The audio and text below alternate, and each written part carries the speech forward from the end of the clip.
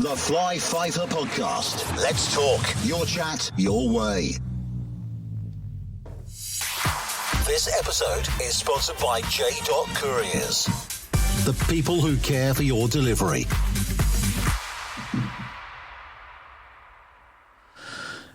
Hello, good morning, good afternoon, good evening, good night, and we are back with another podcast.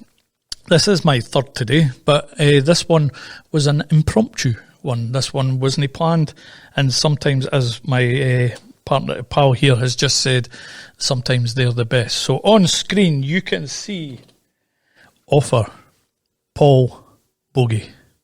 And that is bogey as in the bogey up your nose. That's how you spell it. He is the author of, let's go back to my camera a minute, just in case any of you's never seen any of the other podcasts, and that is Heroin to Hero. And that's not the only book. We have the other one, which we did do a podcast on before, but it crashed. And that is, let me get its Final Mission. Both available on Amazon, Paul, yes? Yes, both on Amazon. Both on Amazon, and probably did you do an audio book on it? Yeah, so, well, the first one. Right, aye. Heroin to Hero's got an audio book that goes with that. So I've got the e-book for both of them, but the audio book is actually Inmates. Inmates. Yes. That was absolutely brilliant, to be honest. Crazy. It was an idea that just came around after my first visit. It was a recovery week. They invited me in. When I got home, I was like, I really enjoyed that. So I messaged my contact and I said, look, I'm thinking about doing an audio book because I've got a lot of people with dyslexia messaging me. So I want to do an audio book, but I had an idea if we got some of the guys that I met today for Recovery Week to read some of the chapters of the book, and then they've got a studio and stuff, and they said, Paul, let's do it. Come back. So I went back in. I was in half a dozen times doing recordings with the guys. There's a prison officer that read a chapter as well. They're short chapters, but I thought it was pretty amazing. And they guys really appreciated the fact that all the proceeds of the book are helping the homeless. Yep. So that they felt good about themselves, that they were helping. Yeah, definitely. You know, doing something positive by from a negative that put them there. Exactly. So, I mean, we've spoke already. I follow you on Facebook. Anybody else wants to follow you on Facebook, I'm sure it is Paul Boggy Author. There's also, what are other channels? Is it just that one and your own? Is your own personal one your personal one now? And is it Paul Boggy Author if you want people to follow you? Yeah, so it's, I've got the page on Facebook, and I've also got the personal Facebook for like family and friends. Right, okay. I didn't use that one as much. Right. Most of the stuff that I'm putting up or putting out there for the world goes on the page first. Aye. And YouTube, are you using YouTube still? Yeah. I've got YouTube, I've got LinkedIn, I've got X or Twitter. Instagram, and am I missing any? Pretty much all social media platforms. TikTok, I set them all up at round about the same time. For me, Facebook is king. Yeah. That's where I do most of my talks, and I've done most of my stuff. I do go on other apps, but the traffic just isn't the same as what it is on Facebook. So we've had this discussion, about Heroin to Hero. We did do another one that crashed when we were talking about Final Mission, but rather than rehash that or try and rehash that, we wouldn't be able to anyway. No. Where are you at now, Paul? Where is Paul Boggy at with this whole process of helping the homeless? And not just helping the homeless, because I know you've just been speaking about someone who was going through the addiction and fighting it and stuff like that. But just your thing at the moment, and then we'll get on to that other story, because I think that's a very good story that's very valid and it might help somebody. Yeah, so 21 years of heroin on the 14th of May. Yeah. And I'm almost £21,000 raised with Heroin to Hero, the first book. So I have just been continuing to do the usual. I've supported dozens of charities across Scotland, but what I've been doing now is I've been sourcing the supplies, right? The sleeping bags, the bivy bags, the ponchos, the tents. I've been sourcing it and handing those items out to the charities, and they're going out and helping distribute. That's where I was today. Right. They've got teams that go out across Scotland. So I've been doing that, and just keeping on. And you know, it's a lifetime thing. It's no, I'm not just going to, the book's there forever, even long after I'm gone. The book is still going to be raising money for the homeless people. It's a shame, obviously, that it's needed, and it's not a lot. £21,000 is a drop in the ocean to what some people can raise. But I'm a one-man band on my own. You know, I do all my self-promotion, and I do pretty much everything myself, and ask for people on social media to help. So I've been doing that. But Paul, it's admirable. You know, it's 21,000 that, you know, someone maybe hasn't done. You know, there's millions of people out there. Imagine them, what we're on, about 7 million people in Scotland. Imagine everybody did £21,000. Would there be a problem? If everybody put £1 in. Or even £1 in, yeah, exactly. £7 million to help the problem. I think the books at a cost, about 3 coffees at Starbucks or something. So 3 pals going to Starbucks. If the 3 of them bought 3 books, even to give away or whatever. Yeah, you know, it's still a huge amount of income. I'm proud of it. Aye, but obviously, you know, I had my beliefs at the start just prior to publishing it. I thought that it would have done better than what it has, and it's sold thousands and thousands of copies all over the world, and a lot of people on the page are all over the world. So it's amazing. Aye, but it's my own personal, you know, self-belief. Target. You know, that I was thinking, and I have a target. I had a target that I thought maybe, because it's nearly 5 years down the line now, how much is the book going to have raised in 5 years' time? I wouldn't have said 21. I would have said nearer 100. I'm not going to lie. That's what I would have thought. That was the target. Yeah. Amazon take their half in royalties. Right, okay. My local MSP wrote a letter to the head honcho of Amazon. Yeah. Saying who because they didn't need half of 21 grand. They didn't need it. So she wrote an amazing letter. I wrote a few emails and got absolutely hee-haw back for them. Right? And then she wrote it, and within 24 hours, she got a reply. And she sent it over to me. And it was amazing what Paul's doing. Unfortunately, we've got shipping costs. We've got the cost to make the book, the printing. Wish him all the best. But unfortunately, we can't give you any royalties. Right. So I was like, well, kind of expecting that. That's why Amazon's one of the richest companies in the world. But again, because all the money is gone, you think they could waive it, because that would be 42 grand. Right, yeah. No? I could have raised. Yeah. So, but it's a wee bit closer to your 100 that you were wanting. Aye. But you know, it's about the journey. It's about the mission. It's about having something in my life now that I can focus on. It's about me getting up in the morning and feeling proud, and having a goal and something that I'm interested and passionate about doing. That's important for anyone, especially a recovering addict. So that's what I do now. And then I just signed the contract for the documentary. Right, okay. I was going to say, before you go into that, because that is one of my questions, right? Final Mission, the other book that's sat here, which I've already showed anyway. But so going for help, Hero to Heroin, the Final Mission, quick brief. What's the surrounding that? It's on Amazon again as well. So what's the deal with that? What's the price of that one? Tenner, right? Okay. Yeah. When I published the first book, at the end of the first book, I was still on all my medications. Right. After the accident, broke my back, crushed my spine. So I get put on back on these drugs for the doctor. So when I finished Heroin to Hero, I was smoking a lot of weed. And I was taking a lot of tramadols and codeines and Valium, diazepam. I was taking a whole cocktail of drugs and stuff again. And when I was writing this book, I realised when I was trying to explain to people how I got off heroin and it being the power of the mind, I realised that it's actually what I am doing right now at that moment in time was feeling sorry for myself, not really trying as hard as what I knew that I'm capable of. So it was that self-talk thing. So I was like, do you know what? Let's try and get off all the meds and all the weed and get off and be drug-free. Let's do that. So after I published it, the very first day I published it, I started weaning myself off the drugs. Right. I got 4.5 years drug-free. Right. Still the same pain in my back, but I got off all the drugs.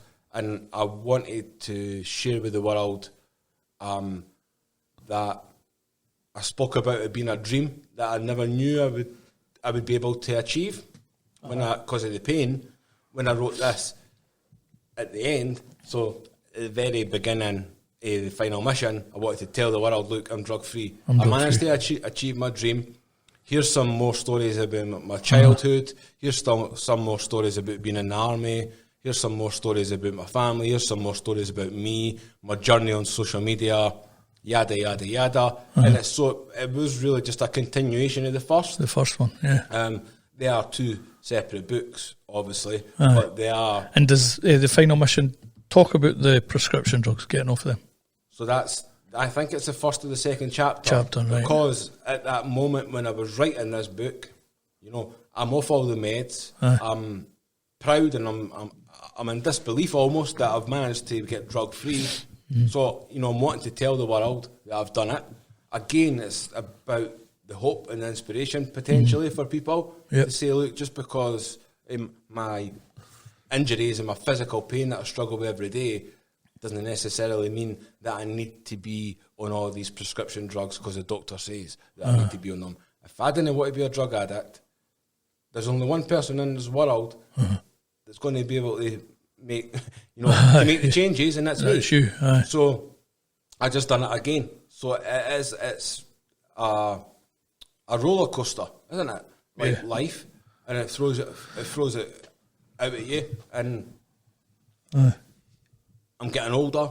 I've hurt my back. I was going to say that. So the last year since we last spoke, what's went on, what's happened? I know you've spoke about it because you're open with everything. That's the beauty. That's what I like about you. There's nothing. Everything's on your chest. There's nobody can come round and say, "Oh, this guy, that, this guy." No. He tells everybody. So you're not going to get any surprises for you. So what's the last year been like then, Paul? I think even the embarrassing things or the shameful things, I think it's important to talk about.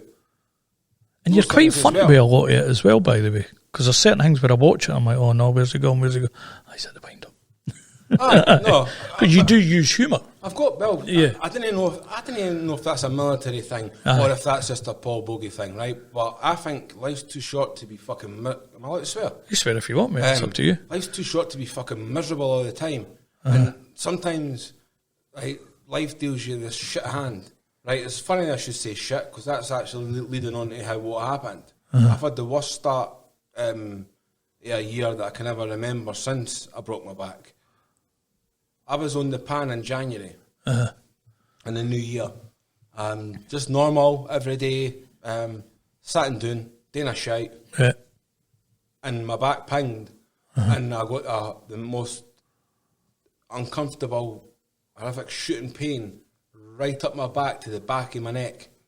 And I couldn't stand up off the toilet.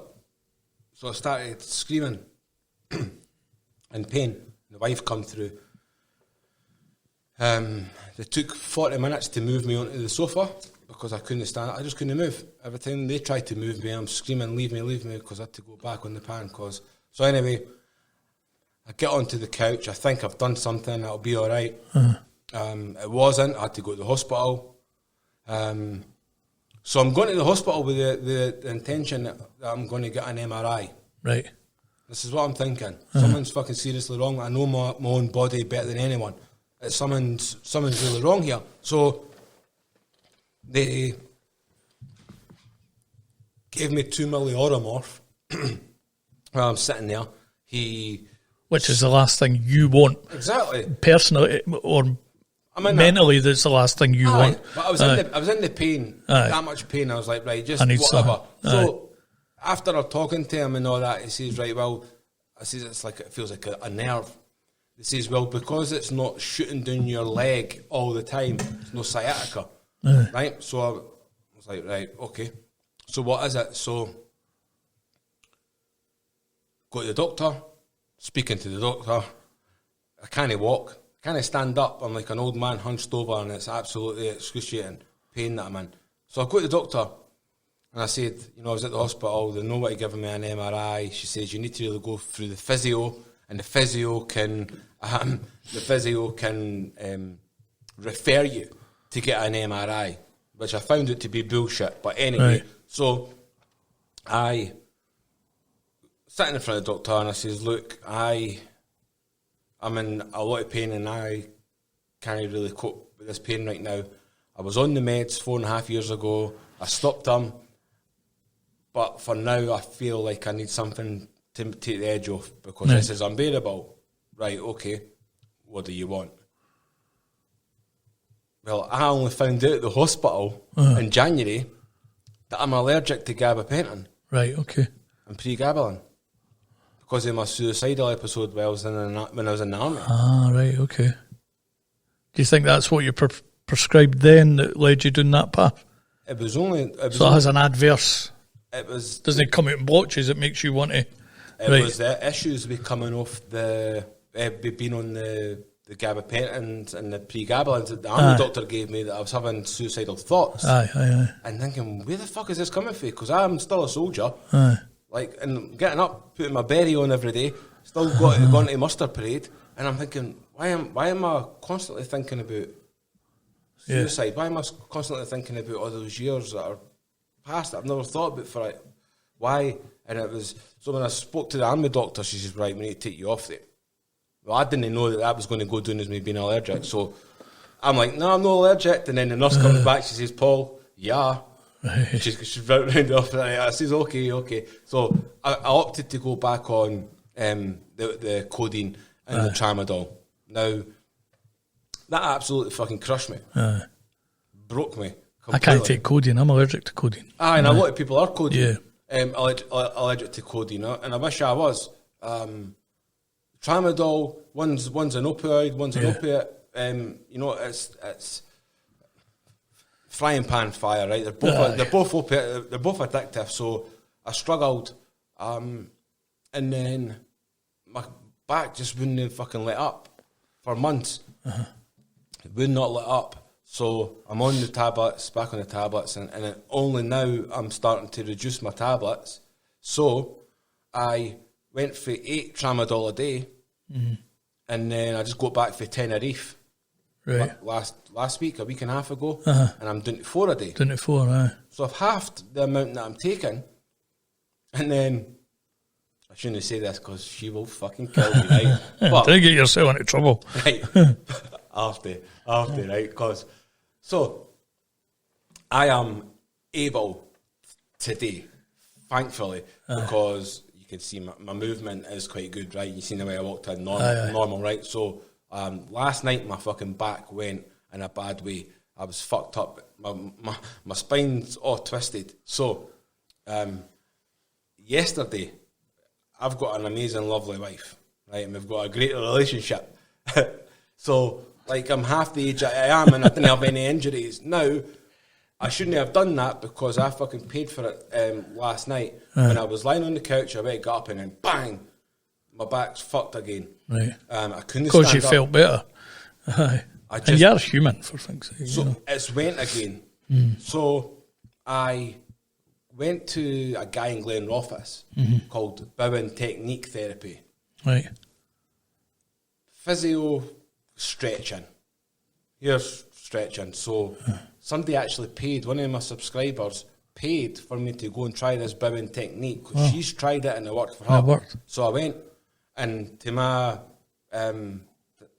amazement, this guy never even touched my back, hardly even touched my back. Pressure points all over my body, behind my ears, forehead, ankles, soles of my feet, and touching these. And when he asked me to stand up after half an hour, I stood up like a guardsman. All right, like that. No bother. And I was like, this is amazing. So I go back now. So last night, when I hurt my back, you're on the phone to him this morning. Doctor, hospital, physio and all that crap, right, they're just going to want to lace me with more drugs. He's my go-to now. Right. So I'll just keep going to him and get him to try and square me away so that I can get back off these drugs again. James, nothing's different for how I felt at the end of writing that book. I just didn't want to be. I didn't want to be a slave to any fucking drugs. Yeah. I didn't care if it's for the street corner or it's for the chemist. Aye. I just didn't like the feeling that when I didn't have something's been masked by something else. Aye. And it just doesn't, because of the life that I've led with the heroin. Aye. That's why I feel like that. I didn't want to be there. And I'm an addict for life. Right. The day I die, whether I'm off heroin 21 years or not, Aye. or I'm off all drugs 21 years or not, I'm going to die a recovering addict. Because that's reality. The reality. Because of the bad choices that I made. Yeah. And I love with that. It's important for me in life now. It's just try and go out into the fucking big bad world and help as many people as you can. Which you are doing. 21,000 is a great help. Aye. And, you know, and there's people that are out there and they've no idea who I am. They didn't have to know who I am.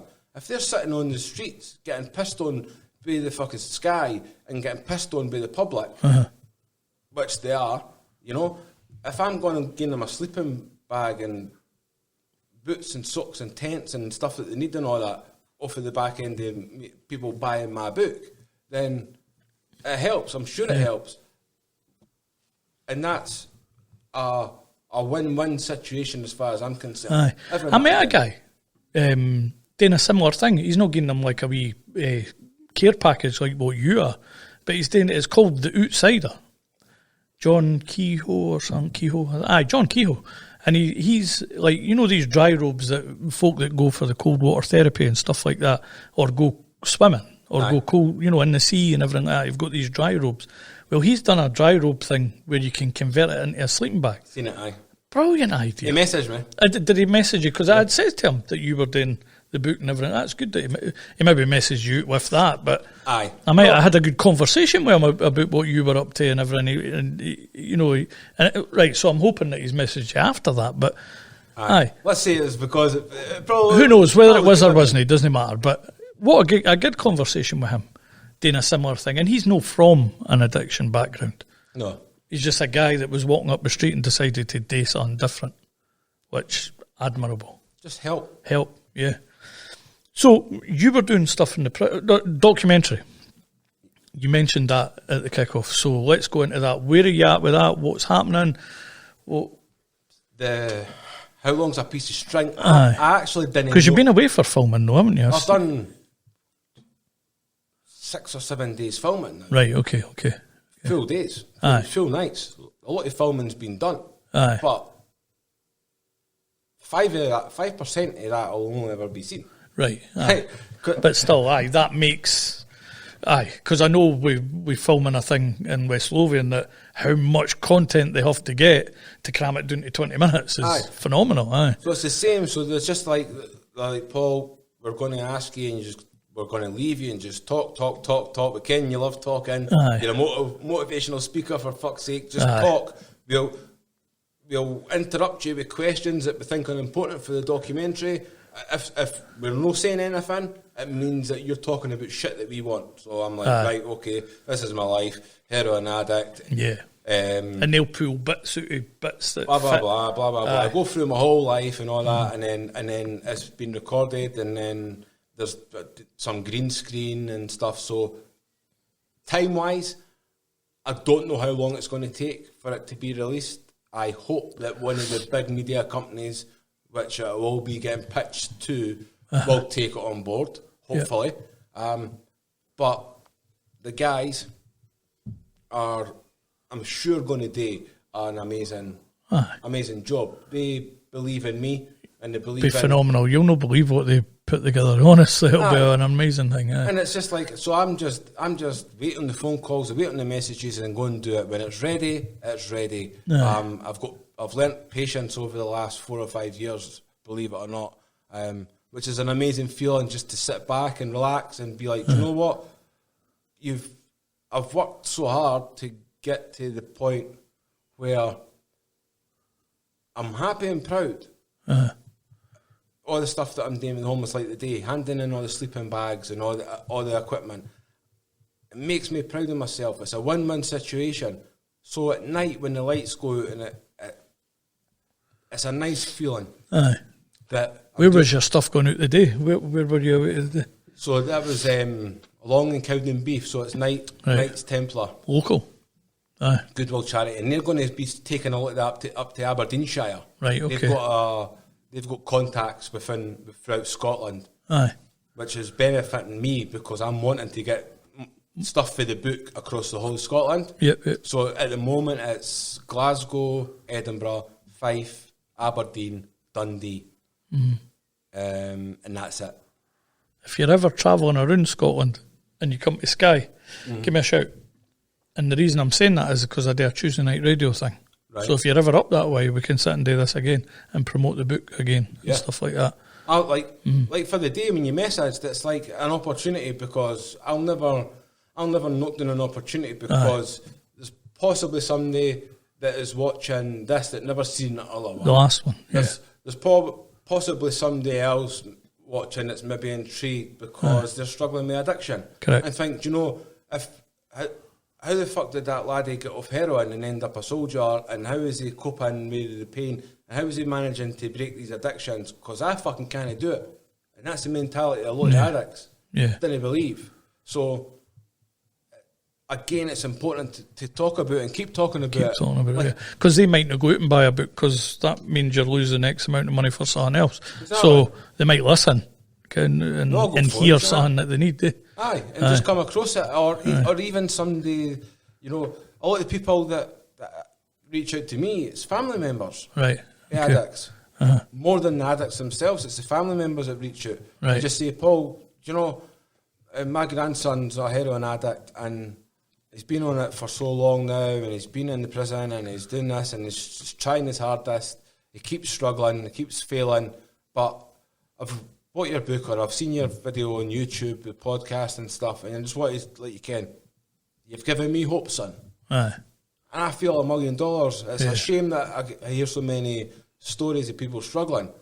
But when people say, it's the biggest compliment somebody can give you, to say you're an inspiration. Yeah. And people say that to me about the book and to me personally for stuff that I'm doing, that I'm an inspiration. And I think it's amazing. Yeah. It makes me feel amazing that I have in life now given an opportunity to help to people. Help through the experience, lifelong learning. Yeah, university of life. All the things I say all the time. And the lived experience is absolutely priceless, and this is why the prisons and the motivational speaking and going to the places that I go to. This is why it's important, because they're looking for people that have been through it. So now that you've brought that up, how's that going, that side of things, like the going to prisons, the motivational speaking? Where are you getting sucked into, if you like? So I've done 12, 13 visits across Scotland. Perth, Stockton in Edinburgh, Glasgow, Dundee, women's prisons. So I'm doing all these visits and stuff, and all these visits are voluntary, and I'm happy to do it. It's a win-win. I feel happy with myself, coming home, smile on my face. The people that I'm speaking to, I'm helping. So how are they receiving it? How are you getting feedback for these guys? And so actually, when people get out, I've been reaching out to me on social media, right? TikTok, and messaging me and saying, Paul, I was there in Perth when you were doing the talk and all that, and I'm out now, and it was amazing. The prison staff love it. They learn something as well about life of an addict and what it's like and stuff, so they're appreciative. So I got the tail end of last year, a guy on LinkedIn messaged me. He's a governor, right? A prison down in Nottingham, and he says, Paul, do you mind me asking me all this talking you're doing and stuff, how much you get paid, how much is it an hour, blah, blah, blah. And I says, mate, I just do it all voluntary. He says, will you do a video call? I says, MBE. Right. He put letters after his name, right? I think he was a military or no. So a video call, and there's a few of them sitting there, and they're like, right, blah, blah, blah. I'm a governor down here, and I'm interested in having you in.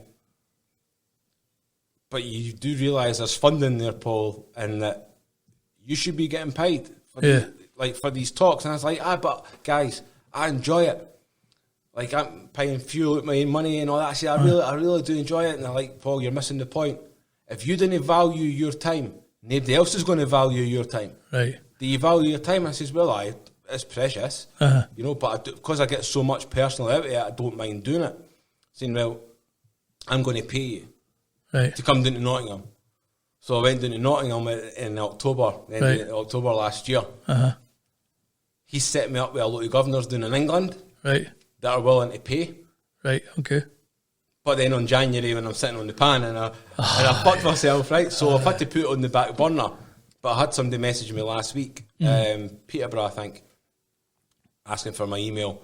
He'd seen on LinkedIn about the Nottingham visit and is interested to get me in. So if I can make some money, because I'm not working, I didn't get benefits and stuff. Right. You know, my wife works full time, so I'm being looked after.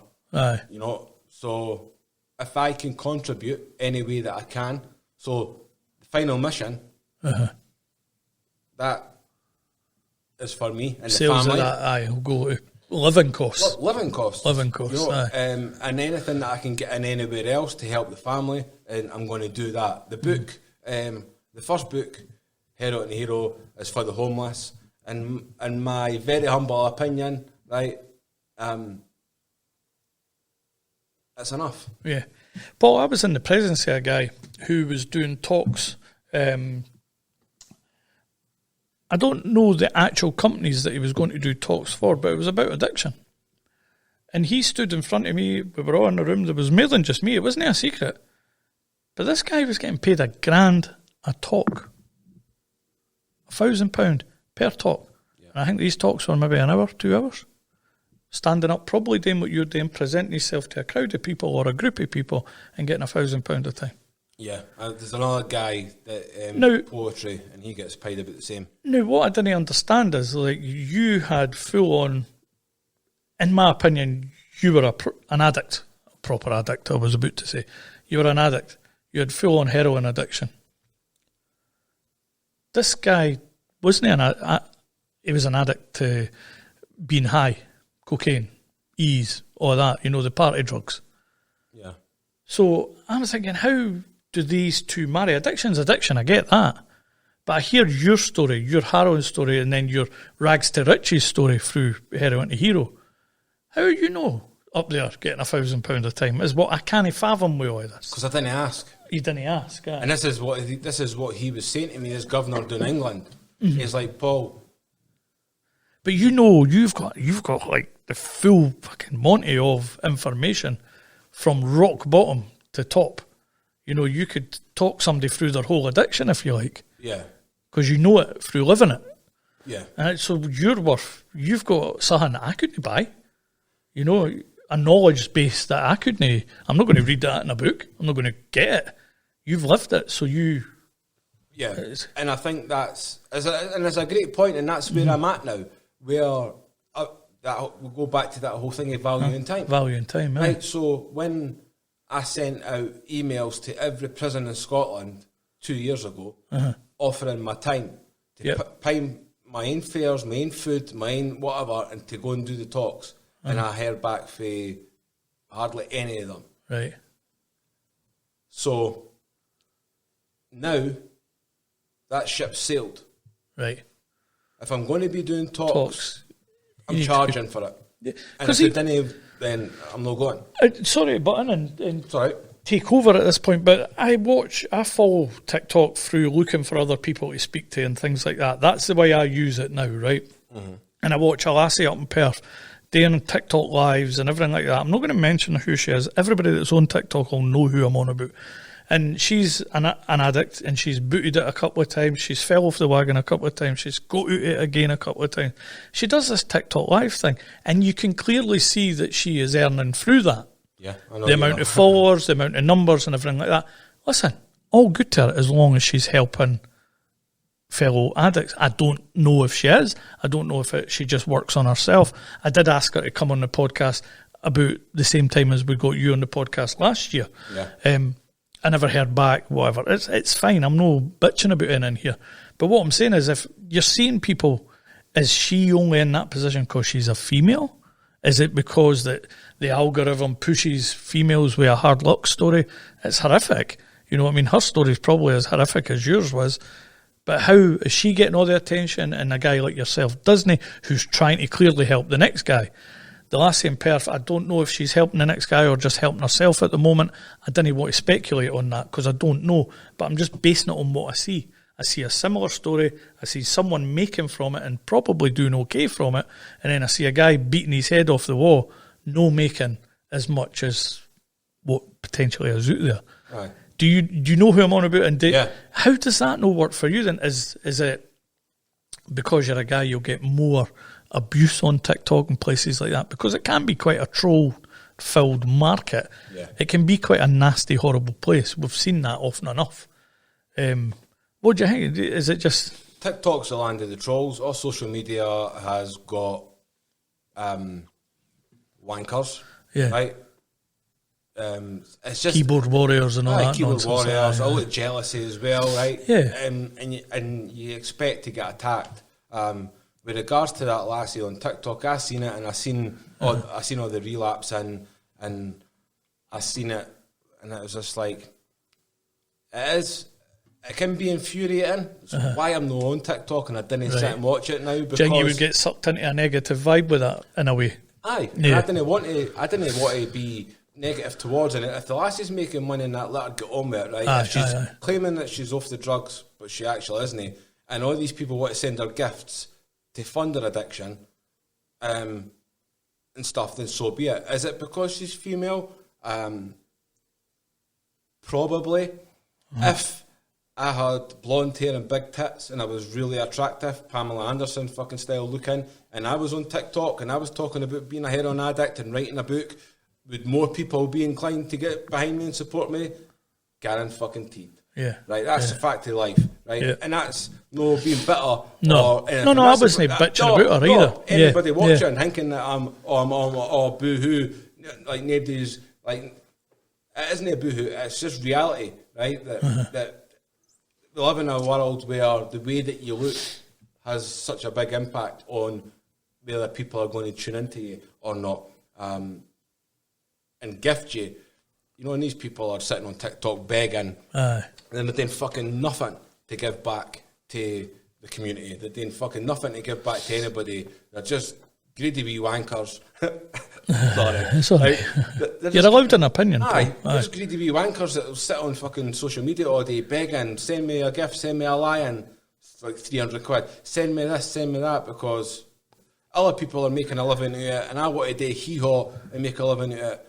But, like, unless you're giving, like, give something back. Even if it's not, like, you didn't have lived experience talking about addiction or any kind of addiction that you can help other people and advise and stuff.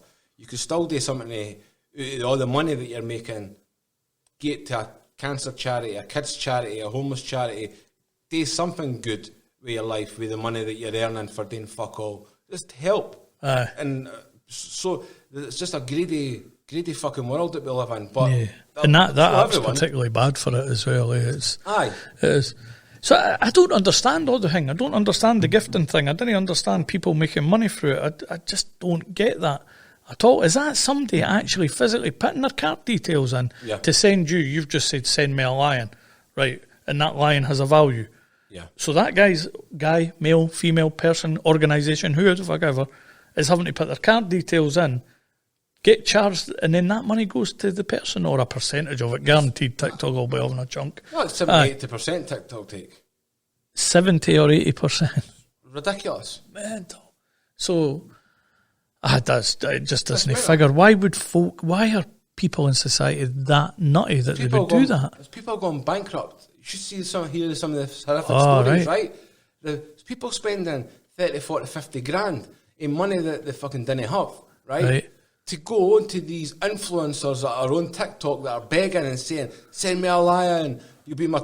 And they say your name and make you feel all important. They do not give a flying fuck about you, right? It's just a gift. They're just wanting the lion, and once you tell them that you're bankrupt and you've been kicked out your house because you've no money, you couldn't pay your rent because you've paid all these fucking lions over the last month. It's like, aye, they don't give a flying fuck. And people are just so gullible and naive, unfortunately. It's something I've never ever understood, digital creators doing that and going live and begging. But it is just downright begging. And the only way that it can ever be stopped, right, is not by asking people no to gift, because people are always going to gift. Yeah. That's just the way people are, right? It's like an addiction in itself. Right? It's like playing the puggy, Aye. You have to go to the source and you have to say to TikTok, right, look, this is what's happening. People are committing suicide because they've got into horrific debt. I think the last day lost their life because the money that she spent on TikTok. Right now, the only way to ever stop that ever happening again would be for TikTok to do that. Now, why the fuck would TikTok stop the gifting when they're taking 70 or 80% of everybody's money? I think it's like gambling then. It's a multi-billion pound business for them every year. So they're never ever going to do that because they didn't give a fuck about you either. No. That's why it's so easy to troll and set up multiple accounts. I've had fucking 20, 30 fake accounts made up of me. Right. I've had all the fucking shit. You know, people attacking me and all that. And it's just like, you report it and it falls on deaf ears. You know? But then I say the title of my book's Heroin to Hero. And I get blocked for life. Right. Because I've got 3 strikes. I got blocked for life because I said the word heroin on a live stream. They gave me a warning. Say that again. I never adhered to the warning. I've heard that lassie say it multiple times. So. Aye. Multiple. No 3 times. Aye. Multiple. 3 times, 3 strikes and you're out. And I've emailed them. I got all my followers and I said, please email them because I was on TikTok doing my lives. Just try to help people, try to explain it to them and all that. Jink would even listen to me or even respond. Just says, no, violations, multiple violations, you're not getting the account back. So I set up another account. But I don't, my live streams that I do now is predominantly just on Facebook. They seem more inclined to let me talk about it. Although I got a ban. I wrote a poem. You wrote a poem. I think I've seen you post about that actually. About heroin, and I used the word smack, and Facebook community guidelines picked it up and they blocked my page for a year and a half. Wow. And restricted the page for a year and a half. So I couldn't grow. So that's not a person though, that's this algorithm that we hear everything about, or it's bots picking up on specific words and just saying that's not allowed. No. Yeah. So then I sent emails and I got in touch with Meta, Business Suite and everything, and I'm up to 91,000 followers now. Right, okay. And it was 81, last month. Right. So they've lifted the restriction now, so it's obviously a human touch. A human's got involved in it. Right, they've removed all this restriction. They've not told me. They've just removed it because you can see it. You can see the numbers going up. Aye. No, you can see the the warning on the Business Suite page. Aye. It's the app. You can see restriction and you can see what it's for. The poem that I wrote with the word smack. Right, okay. That's what it was. So, but the restriction's lifted, but the warning's still there, sort of thing. So I think they just removed the post. Right. So they removed the post. Removed the post, but they left my account restricted for a year and a half. So I couldn't. They wouldn't show my posts to anyone. I couldn't invite anyone to follow. So they just did that. There was no sort of email, Paul, this content doesn't follow our guidelines, please take it down, or we'll take it down. Just none of that. Done it. You go into the app and it tells you with the post what the restriction's for. It gives you an option to appeal. I hit the button to appeal. You can only do it once. Though, right? So I hit the appeal button once. Never heard anything. I emailed them. I've messaged on Meta multiple times and stuff, and it's all bots or people for halfway across the world that can't understand me. And I was like, the post has been removed. It wasn't. I'm not trying to sell heroin to anybody on your app. Definitely not. Aye, that's the last thing. Aye. This is what they're implying, right? I'm not selling drugs. I'm trying to prevent. Aye, but it's lost in translation. I think a lot of it. But finally, somebody's looked at it and because it's a bot. It's just hearing the word. Just hearing the word. It's no programmed to have empathy. It's no programmed to have a conversation with you. It's just hearing the 2 words, associating them with negativity. Right, well, Aye, and it's the most frustrating thing in the world, but it's just, you just have to keep going, mate, because didn't let them win. You know, just, I was still on Facebook, doing what I'm doing. Nothing changed, but now I've got a better opportunity to reach more people, and fortunately, or unfortunately, addicts are starting to find the page now, and not everything up on the page is all to do with addiction. So how's that going then? Now let's get through all that into where you're at now. Then, so Facebook's ban's kind of lifted. You're getting more followers. What's happening now then? How are you finding you're being perceived now by social media, Facebook in particular? I think it's only a matter of time before I get banned again because of my mouth. Didn't write poems? Aye, I can't go and do poems. I can't do talks and be careful not to say heroin or smack or suicide or say these trigger words or. That's the thing. I've heard a lot of people saying unalive themselves. Is that because the particular word is a trigger to these bots? Right. So everything we're talking about today is going to go on YouTube. So this could get taken down. You'll get a violation. Get a violation because of the words. Yeah. Right. Suicide is one of them. Right. Okay. I've already said it once, mate. So I didn't think there was a problem with saying it a second time. No, the thing is though, Paul, I've just been speaking to the boy about Andy's Man's Club. Yeah.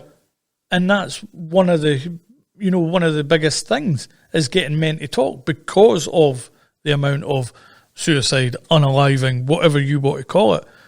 I mean, the government still call it suicide when they're reporting on it. If someone unalives themselves, it's still reported as a suicide. So how can we not talk about it? Aye, and TikTok's the worst. Aye, how can we not talk about these things? Why is that? That's really bizarre. Aye, and it's just these certain words that bots pick up on it when you say it.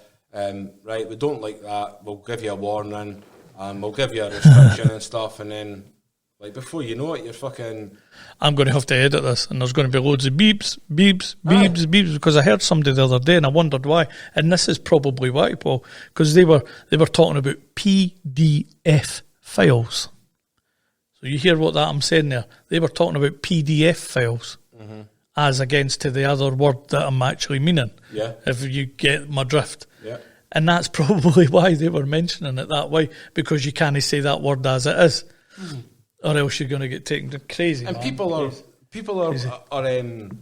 they've got a whole different language on TikTok now. These creators, right? Okay. To say words that they know people are going to understand. Aye.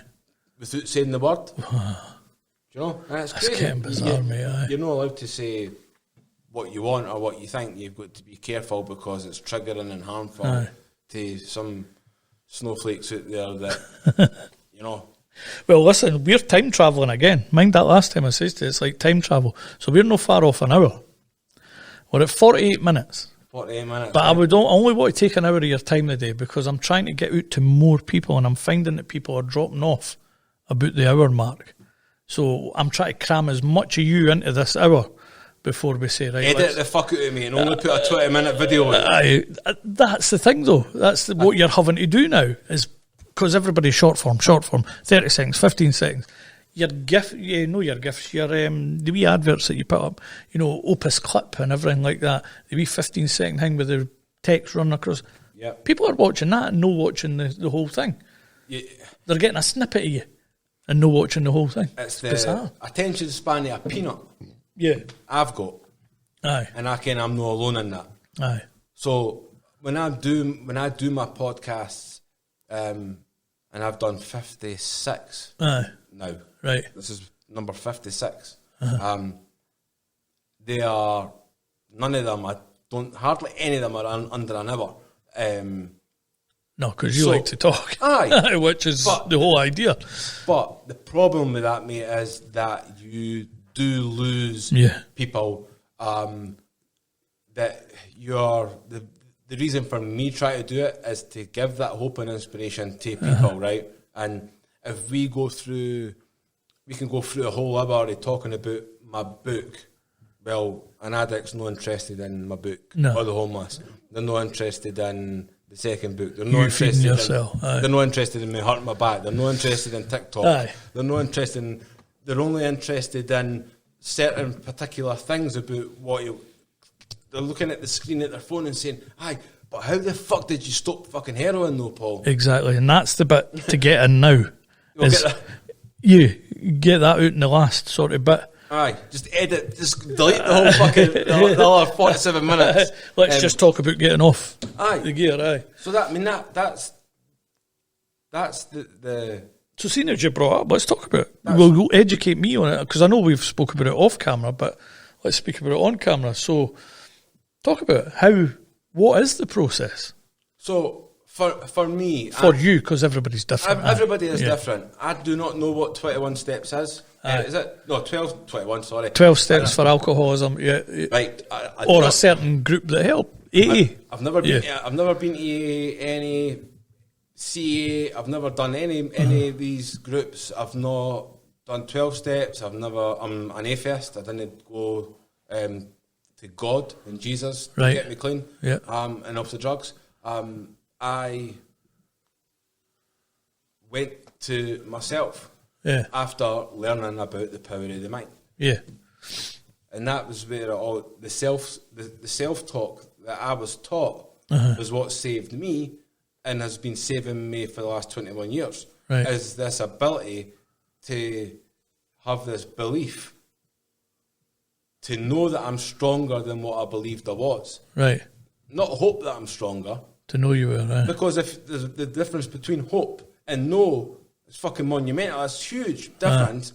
People go through hoping that they're going to get better, they hope they're going to do this and hope, blah, blah, blah. Well, as soon as you only hope, you're opening yourself up for the potentially failing. Yeah. So to know that you're going to do something, and that's what I done. I was like, I know I'm going to get off these fucking drugs. I know I'm getting off heroin, and I know I'm staying off, and I'm going to stop talking to myself in a horrific way.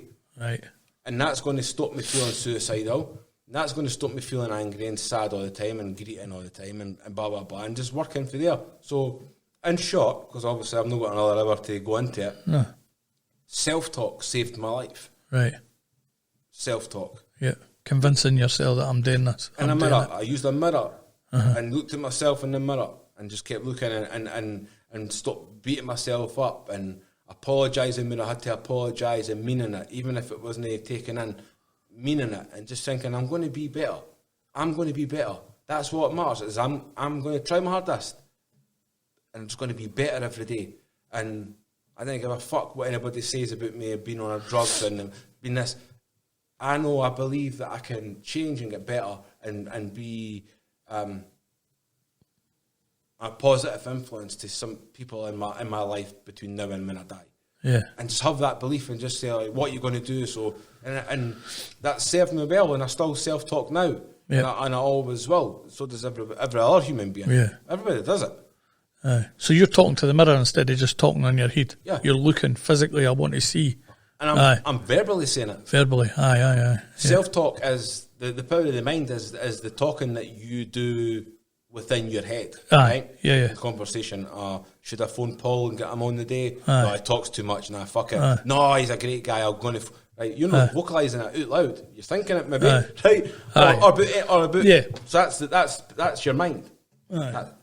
Actually, do you know how that happened? I was like, I'm up here, I'm like, they guys are finished dead early. Paul lives up here, I've not spoke to him for about a year.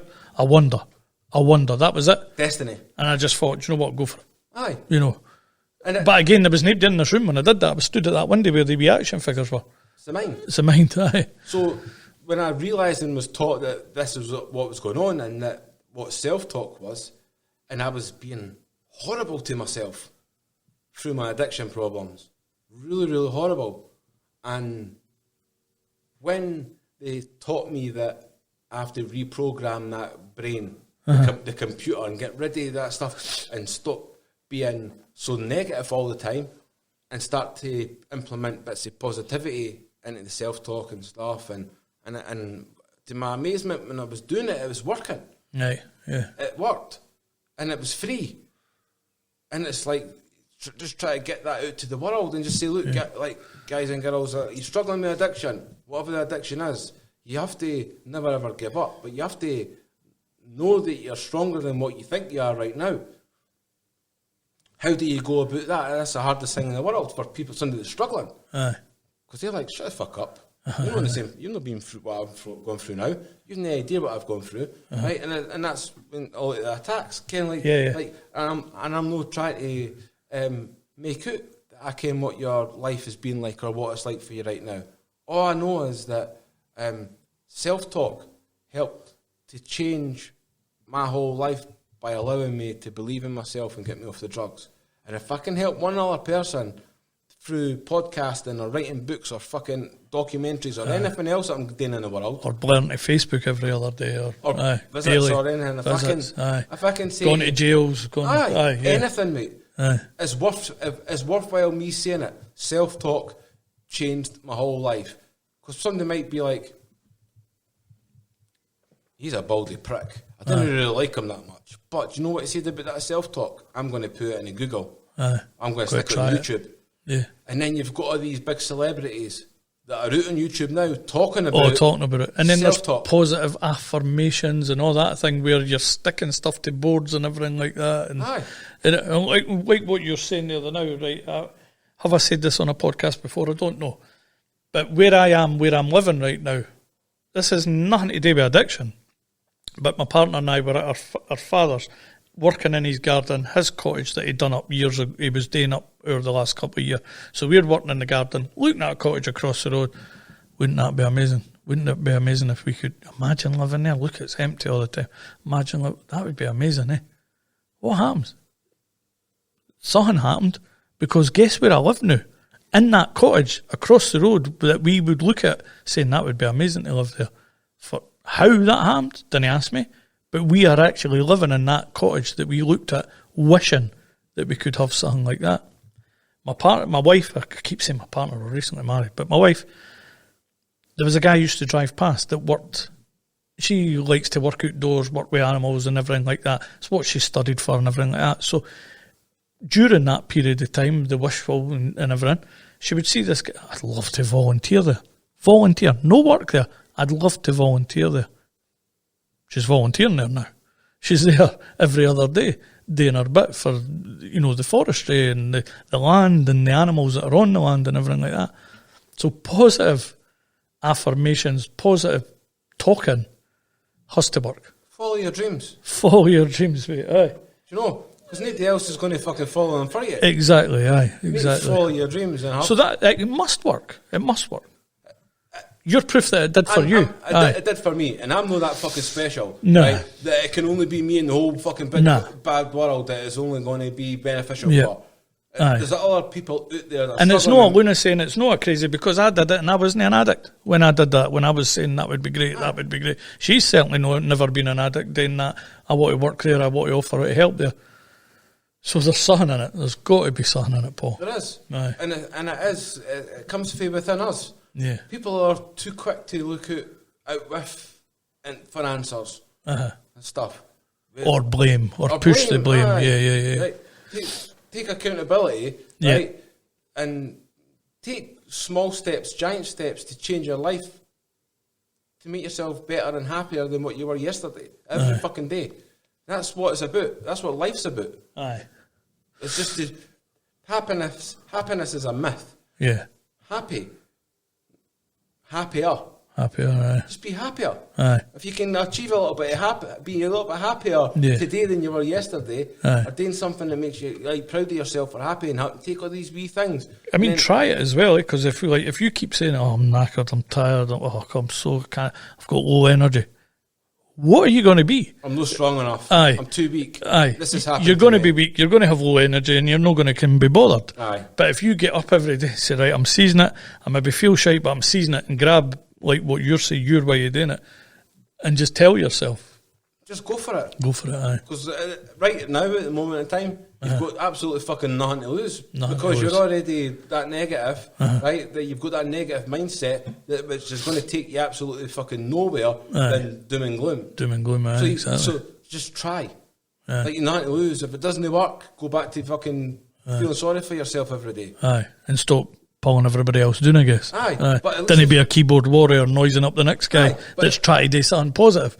Aye. At least if you're trying, aye, right, and then maybe it doesn't work the first time, well, keep trying. Keep trying. Try it, do something else. Aye. Try.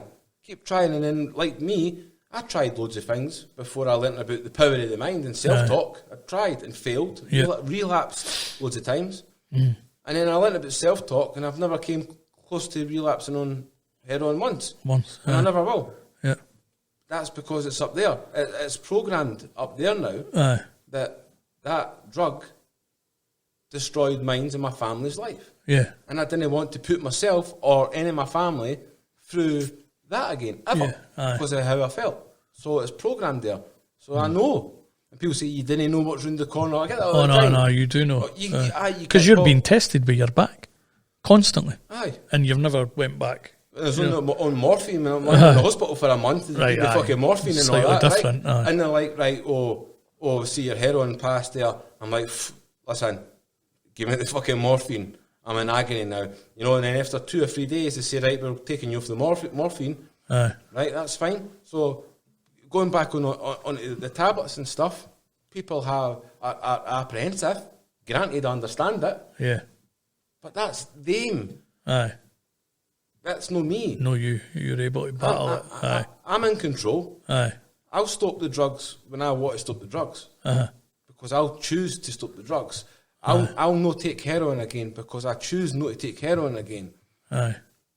I will tell somebody to shut the fuck up because I've chose to tell somebody to shut the fuck up. I will keep my mouth shut when I should be telling somebody to shut the fuck up because I'm choosing to keep my mouth shut at that moment in time. And I'm not perfect. No. But I'm better. I'm better and I'm trying my best. And at the end of the day, for me in my life, that's all I fucking got for the world is just try my best to be better. And that's it, mate. And that's it. Tell that camera then. Yeah. Where can they find you? How's the best way to get in touch with you? What are you looking for interaction-wise? And what can people do for you for the future? Loads of questions there. Yeah. Loads to say. So, that could be another hour, Paul. Okay, no, let's go. Another part two. Part two, right. Aye. That'll no work. So, like, with regards to it's social media now, obviously. This is going on YouTube. I've got some YouTube subscribers. All the things on social media that are free is all I ever ask anybody for, or plead with people, right? You want to buy the book? I read my books, and I'm writing my third book, right? You want to buy the books and stuff, that's something that is a choice, like we just spoke about there. But just social media, it doesn't cost you anything to subscribe, it doesn't cost you anything to follow, it doesn't cost you anything to comment and be nice, it doesn't cost anything to share. These social media platforms that we've all got, just do that, same with the Fly Fifers and stuff. Yeah. You know, the pages, it doesn't cost anything to be nice. So if you come across me on any of my social media platforms, and I'm on them all, just drop a message or a like or something, or don't. You know, but hopefully you do, because I am just a one-man band trying to help as many people in this world as I can, and I'm no one for quitting and giving up. You know, I'm stubborn or determined, as my life coach said I should call it. I'm a determined man, so hopefully you've enjoyed listening to me bumping my gums with James. Hopefully some of you bought the book off the last podcast. I hope so. Or if you've seen this for the first time, all the proceeds of that book go to help the homeless. Check my Facebook page for all the pictures and videos of all the stuff that I did for the homeless. Or if you're just watching with regards to wanting about addiction, I do loads of videos regards to addiction. But if you have got the attention span of a peanut like me, because I have as well, have a look at self-talk. Self-talk. If it's somebody that you're worried about in your life, a loved one, and a family member that you think's struggling with addiction, self-talk. Paul, thank you so much at dropping in. Drop you a hat. Spur of the moment. Spur of the moment. In you come. Superb, mate. I'm going to play us out with that. And then I can sit back and relax for a bit. Is that? Kind of. Well, the jingle. Oh, I got to play the jingle. It's the second time it's been on today. Oh, it should have been 3 times, but see, today has all been about talk. All been about talk, and then you're perfect coming in. Talk to yourself, tell yourself, every single thing we've done today has been about the community talking, and now you're self-talking. Andy's Man Club, it's good to talk. Kinship carers, it's good to talk and get the conversation started. Talk is cheap. Adios, amigos. Adios, amigos.